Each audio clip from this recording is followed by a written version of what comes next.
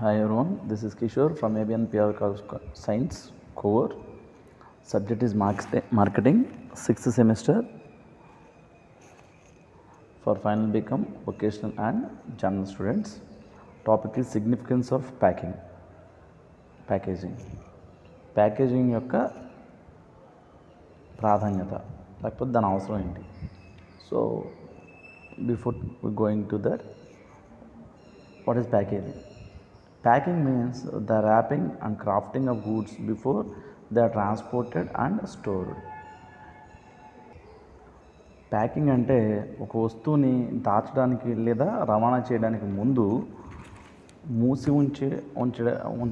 ఉంచడం లేకపోతే దాచి ఉంచే ప్రక్రియను మనం ప్యాకింగ్ అని చెప్తాం అన్నమాట. Goods must be properly packed for the delivery to the buyers. So కొనుగోలుదారులకి వస్తువుల్ని మనం ప్యాక్ చేసిన తర్వాతే ఇవ్వడం జరుగుతుంది. Liquids must be placed on barrels or cans. So liquids, రసాయనాలు లేకపోతే ద్రవ పదార్థాలన్నింటినీ కూడా మనం బ్యారల్స్లో కానీ క్యాన్స్లో కానీ మనం ప్యాక్ చేస్తాం. Bulky goods like cotton and jute are pressed into bales. So పెద్ద బల్కీ గూడ్స్, ఎక్కువ మొత్తంలో ఉన్నటువంటి ఉత్పత్తులు అంటే కాటన్ కానీ జూట్ కానీ, అంటే ప్రతి జనుము ఇట్లాంటి వాటిని మనం ప్రెస్ చేసి బేల్స్లో తయారు చేసి ప్యాక్ చేసేస్తాం. Packing includes all these acts. ఇవన్నీ కూడా ప్యాకింగ్లో భాగాలని మనం చెప్పుకోవచ్చు అన్నమాట. Packing is the subdivision of the packing function. So packing లక్షణాల్లో ప్యాకింగ్ అనేది ఒకనొక లక్షణంగా మనం చెప్పుకోవచ్చు అన్నమాట. It means placing goods in small packages like boxes, bottles, bags etcetera. అంటే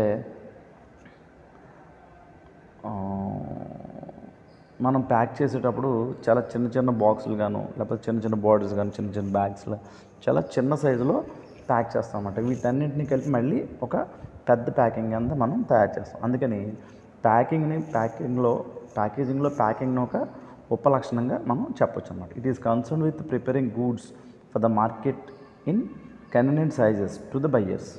సో ఇలా ఎందుకు తయారు చేస్తామంటే,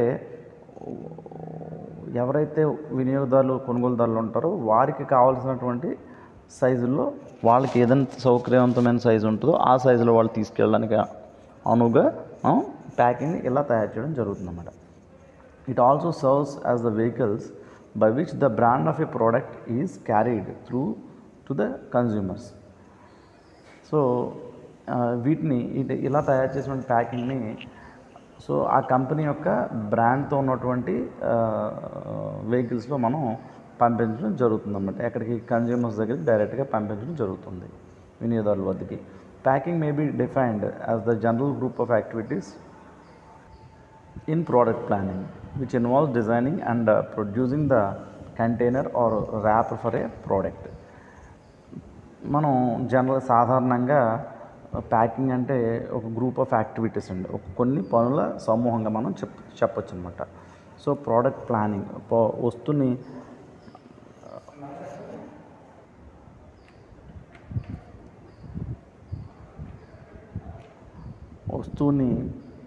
వస్తు ప్రణాళికలోనే ప్యాకింగ్ అనేది ఒక భాగంగా ఉంటుంది. సో దీంట్లో ఈ వ్యూహంలో లేకపోతే ఈ ప్రణాళికలో వస్తువు యొక్క design, then producing the container.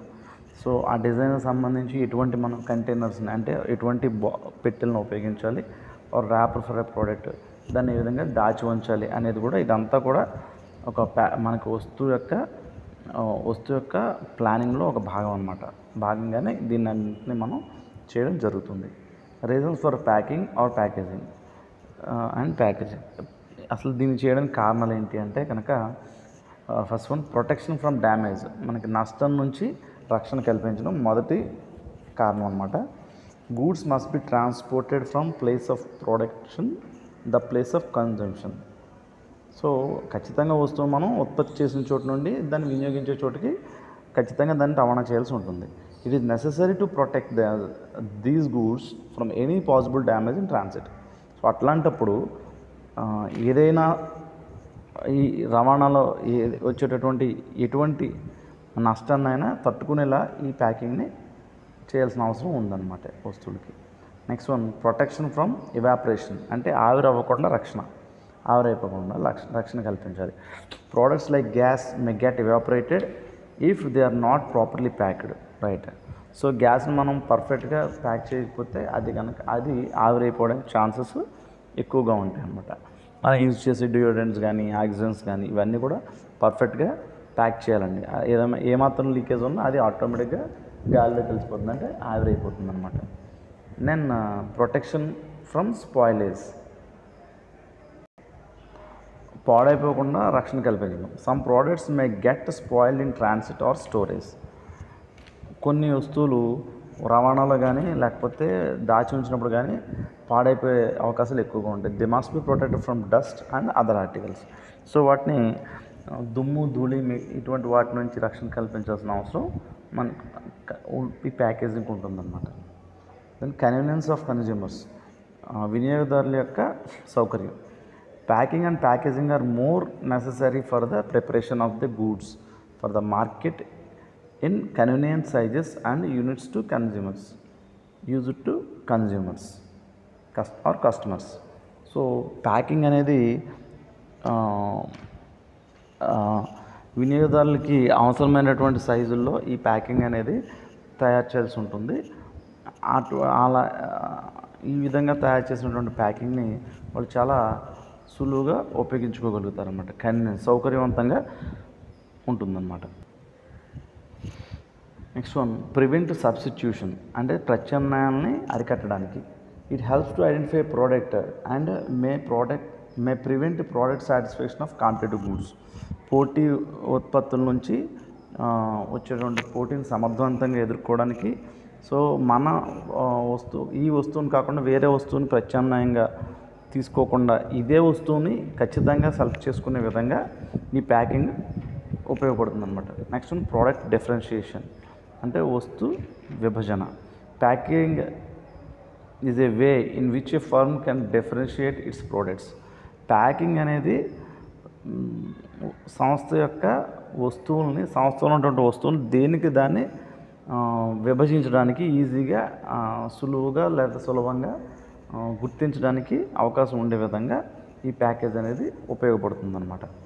Next, due to the growing importance of packaging the producer confronted with the following basic questions while packaging. ఈ ప్యాకేజింగ్ చేసేటప్పుడు సాధారణంగా ఒక ప్రొడ్యూసర్కి వచ్చేటువంటి ప్రశ్నలు ఏంటంటే కొన్ని ప్రశ్నలు ఉంటాయి, అవి మనం క్రింద చూద్దాం. నెక్స్ట్ ఇప్పుడు చూద్దామండి. ఫస్ట్ వన్ ఏంటంటే, out of the great variety of material available for packaging purpose which serves best to enhance the appearance of the product. So ఈ ప్యాకేజ్ మన వస్తువుని ప్యాక్ చేయడానికి భద్రపరచడానికి ఒక మంచి ముడి పదార్థం లభిస్తుందా? ఒకవేళ లభించినట్లయితే దాంతో మన వస్తువుని ప్యాక్ చేసినట్లయితే దాని అపియరెన్స్ చూడడానికి ఆ వస్తువు ఎలా ఉంటుంది? This is the first question అండి. తర్వాత what colours, designs, shapes and sizes of the packages should be used. So వస్తువు దొరికింది ఓకే. సో ఆ వస్తువుని మనం ప్యాక్ చేయడానికి దొరికిన వస్తువు ఏ రంగును వాడాలి, దానికి ఏ విధంగా డిజైన్ చేయాలి, దెన్ వాటిని ఏ సైజెస్లో మనం ప్యాక్ చేయడానికి ఉపయోగించాలి. Then next one, can a package be designed that will be particularly convenient for the consumer to use. So ఈ విధంగా డిజైన్ చేసినటువంటి ప్యాకేజ్ వినియోగదారుడు సులభంగా ఉపయోగించడానికి అవకాశం ఉంటుందా? Next one, can a package be designed in such a way that the consumer can use the packages even after consuming the product. మనం pack చేసినటువంటి ప్యాకేజ్ వినియోగదారుడు వస్తువును ఉపయోగించుకున్న తర్వాత అగైన్ దాన్ని తను ఉపయోగించుకోవడం, ప్యాక్ చేయడానికి ఉపయోగపడుతుంది. అంటే ఒక వస్తువుని కొనుక్కొని తీసుకెళ్ళిన తర్వాత కొన్ని రోజులు ఉంచిన తర్వాత మళ్ళీ దాన్ని అదే ప్యాకింగ్లో ప్యాక్ చేసి మళ్ళీ వేరే చోటకి తీసుకెళ్ళే అవకాశం ఉంటుందా అని కూడా అతను ఆలోచిస్తాడు. సో ఫర్ ఎగ్జాంపుల్ మనం టీవీస్ కానీ ఫ్రిడ్జెస్ కానీ వాషింగ్ మిషన్స్ కానీ పెద్ద ఐటమ్స్ తీసుకున్నప్పుడు ఆ ప్యాకేజ్ని బయట పాడేయమండి, దాన్ని మనం ఎక్కడ దొరికినా స్టోర్ చేసి పెడతాం. బికాస్ వేరే ఎక్కడికి తీసుకెళ్ళాలన్నా మనం మళ్ళీ దాన్ని అదే ప్యాకేజ్లో ప్యాక్ చేయడానికి అనువుగా ఉండేలాగా ఈ ప్యాకింగ్ని తయారు చేస్తారనమాట. సో ఇలా కూడా ప్రొడ్యూసర్ ఆలోచిస్తాడు. Should special gift and novelty packages be design for Christmas and other selling seasons.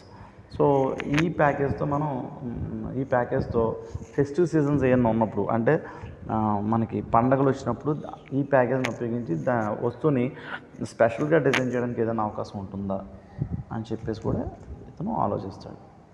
So this is the significance of packaging అండి. Thank you so much.